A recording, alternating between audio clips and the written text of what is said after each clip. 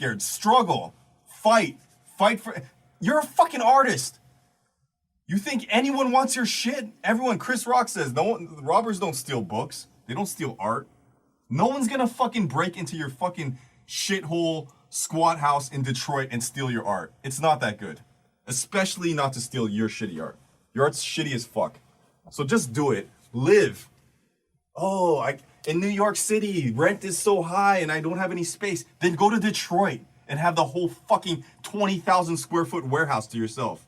Yeah, it's gonna smell like bum piss. Yeah, there's gonna be bird dookie. Yeah, there's gonna be homeless people wandering in there. But who gives a shit? What are you saving it for? What are you saving it for? What are you waiting for? Once again, we go back to the movie Gattaca. Science fiction movie with Ethan Hawke and Jude Law. How did you do it? When the superior brother asked the lower brother, who doesn't have the genetic superiority, how did you do it? How did you win in the swim? And he said, you know how I did it? I didn't save anything for the swim back. And if you listen to the show, you've heard me say it a million times. I didn't save anything for the swim back. What is that? What does that even fucking mean? We're all swimming. We're all swimming up a mountain. We're all swimming across the ocean. What is it for? What are you saving it for? What is this comfort, this safety? Let's play this tape out to the end. Let's do it right now. What is this obsession with trying to be safe and have all these, don't you want to live? You know, I ran into Anthony Bourdain in New York City. I was on the 4th season of Thumbs Up, and I see him, my Uncle Tony, and I say to him, 3 days into this show, I had a breakdown. I was like, I don't even want to do this. I'm fucking rich. I'm a fucking successful artist. What am I doing on the side of the road begging for a ride? And I wanted to call him, and here's Anthony Bourdain, who's been on the road, exploring, showing you guys the fucking world that he puts himself through all this discomfort to show you in the comfort of your own home, on television, on airplanes, in hotel rooms. And he said the same thing. He said, Dave, I just had a nervous breakdown myself. And I was in the middle of shooting something, and I just said, what the fuck am I doing? And I was like, oh, I'm glad I didn't call you, because that would have been crazy. And so I said, so then why do you do it? Why do you do it? And he goes, well, what am I going to do? Just sit at home and watch The Simpsons and jerk off to porn? And I was like, that sounds pretty cool. But he's like, anyone could do that. He's like, that doesn't make for an interesting life. So you ask yourself right now, do you want an interesting life? Do you want to go out and meet interesting people and dance? Or do you want to just sit home and watch The Simpsons and jerk off and call it let's wrap it up. Let's call that a life. That's it. I did it. Oh, I can quote any line from Bart Simpson's from any series from The Simpsons. It's like, really? That's what you care about? You've gotten too fat. You've gotten too lazy. And I ask yourself, the safety, the society we live in with insurance and lawyers and wills and I don't know, just protective gear and all this like, I overanalyze things. So one of the things I do now in therapy with my therapist is we sit around and I've made a lot of bad choices in my life, which because I did a jujitsu move, aikido move, and used the force of something negative and turned it into something positive, that's called secondary gains. That's like me going to jail and then having a sold out art show of all the art that I made in jail. That's me taking a horrible situation and turning it into a good one. Secondary gains. Could I get out of jail and just fucking tattoo my face and talk about how horrible it was and be a fucking loser? Of course, that's the easy choice. That's an easy choice, but that's jail. Talk about uncomfortable, the most uncomfortable place you could ever be, and then to turn that around into something creative. So let's play the tape out. When I say let's play the tape out, that's something that my therapist loves to say. It's like any decision you want to make right now. You're at home, you saved your money, Say you're married and you have a brand new baby. I don't know. I don't know what your situation is. I don't know what our demographic is. I have no idea. I don't know if white people listen to the show or Asians or blacks or whatever. But let's just say you're not feeling it. You don't feel good. You're at a standstill in your life. Everything's boring to you. The lust for life has left you. Nothing interests you anymore. And you're like, should I take all the money that I've worked my whole life working at this minimum wage job and invest in this dumb idea? I don't even know what it is. Like a new kind of rubber band that's like way superior in your mind to the old rubber band. I just made that up. I have no idea what your fucking stupid invention is. But like I said from the beginning, we take a joke and we take stupidity and we fucking treat it with respect and put all of our energy and heart into it. That's the difference between anyone else being, ha ha ha, that's dumb. Yeah, look at the Antwoord. It's easy to sit there and watch this band and go, oh, this is a joke band.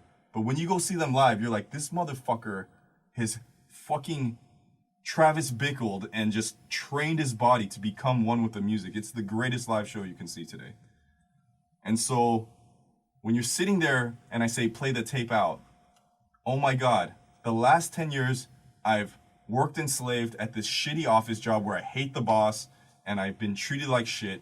Am I really, really ready to take all that money and risk the well-being of my house, my newborn baby, and my wife on this crazy dream?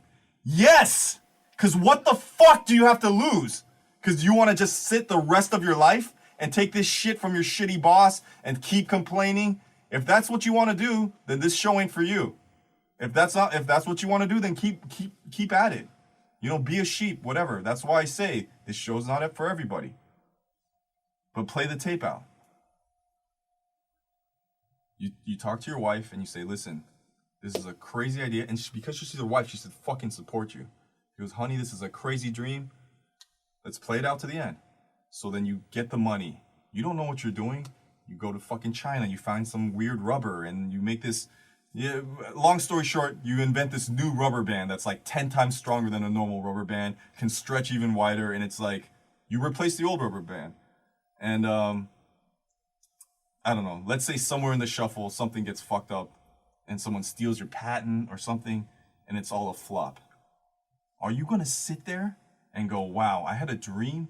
I had one silly dream and I put my whole last years of work, the well-being of me and my family, put myself, because I listened to that fucking idiot with the white hair on his solo podcast, and I put myself out of comfort. I was perfectly fine.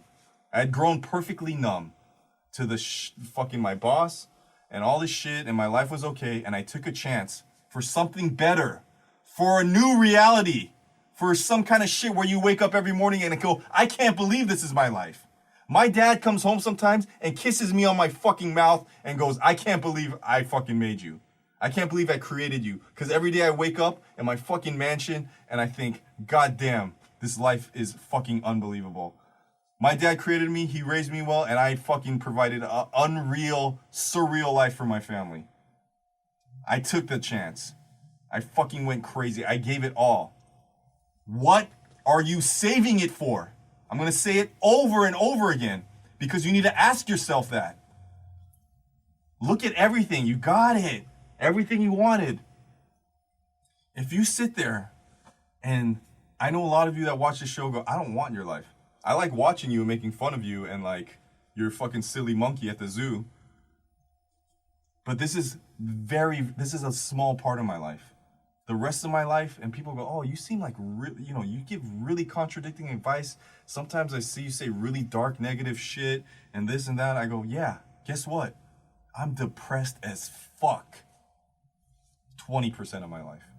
The other 80% of my life is fucking amazing. And that's a fucking great percentage in my eyes. I love that. Most people, I would say, are 50-50, if that. Most people are like so unhappy with their life. I mean, we live in a day and age where we have more comforts. Like even poor people have fucking flat screen TVs. Even poor people can afford like good food. And we're more miserable than we've ever been because we're all looking at everyone else saying, I want what he has. Well, you want what the fuck I have? You want my life, Mont Blanc? You want my fucking life? Then you gotta fucking fight and claw for it. You gotta give up something. You gotta take a chance. You gotta risk something to go get it. So do it.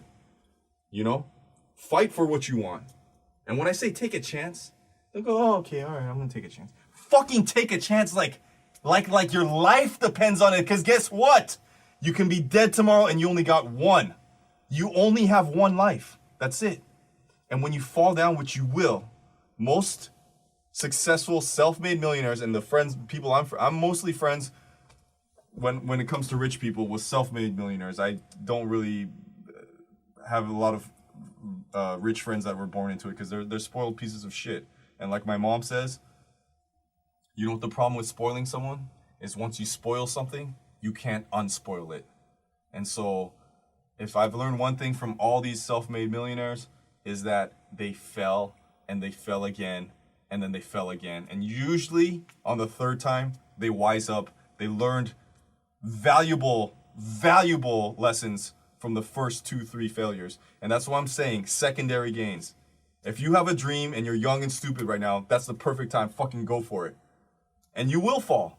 Some of you will get lucky. Very few of you will get lucky and just hit and never know what it feels like to the agony of defeat.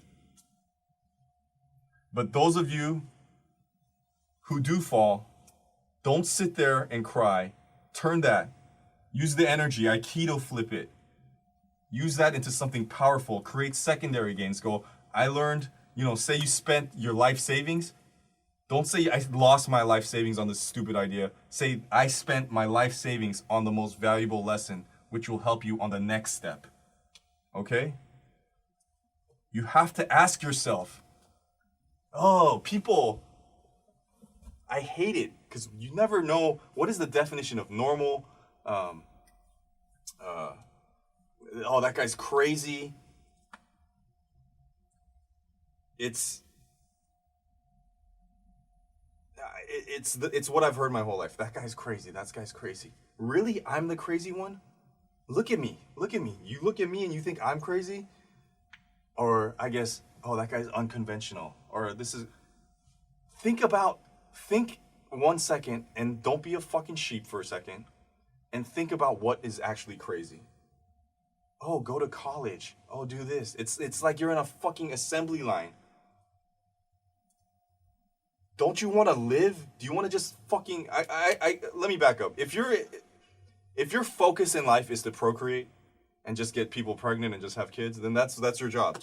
That's that. But if I'm talking about someone who wants something more out of life than just be a baby maker and just multiply for their own ego or whatever reasons. I just want a baby. They're so cute. They're so nice to me. Guess what? Babies grow up to be shitty teenagers. Babies grow up to be like, fuck you, mom and dad. So what really is crazy? I mean, everyone thinks I'm crazy when I say to myself, I really think I'm a normal person. Why? Because I enjoy life, because I attack the things that I want, and I go for it. Does that make me crazy? Like, I was able to go at it so hard to fucking bend reality around me to make it what I wanted it to be, as opposed to following you. I make the rules that you follow.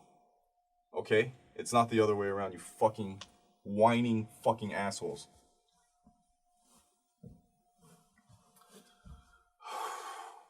You guys fucking get me all fired up. For those of you who didn't hear I wish I knew the writer, but those of you guys know I'm in a perpetual state of arrested development. I have a lot of growing pains. I'm transitioning very slowly. I'm almost 40. I'm 38 years old. But those of you who know me do know that I still buy comic books every Wednesday since I was 15 years old. So I read something brilliant. It was Iron Man and the Incredible Hulk. The Incredible Hulk in his Bruce Banner form, sitting at a diner, having a discussion about Tony Stark's brilliant scientist, Bruce Banner, brilliant scientist, Bruce Banner, who invented the gamma bomb, and Tony Stark, who invented the Iron Man suit, as well as a million other things. Both brilliant. One's a super rich playboy, Tony Stark's, and Bruce Banner, who's just a vagabond wandering, saying, hey, you wouldn't like me when I'm angry. So there's a Obviously, Tony Stark's is in, he's done better for himself on a material level, but he's still jealous of Bruce